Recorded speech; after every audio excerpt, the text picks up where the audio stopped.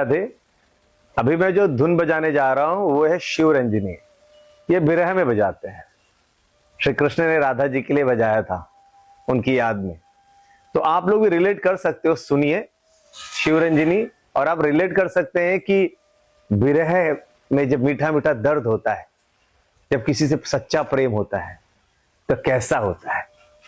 अभी ये जो धुन है, मैं बजाऊंगा मुरली, लेकिन कई लोग बोलते हैं सर रिकॉर्डिंग जैसा लगता है। तो आप कभी भी रिकॉर्डिंग करो फ्लूट बजाते हुए, इसमें हल्का सा आप रिवर्ब बढ़ा दीजिए और हल्का सा इको बढ़ा देंगे ना, तो ये गूंजती है, तो और ज्यादा मीठा स्वर निकलता है। तो आज मैं आप लोगों को जो सुनाऊंगा वो सुनिए।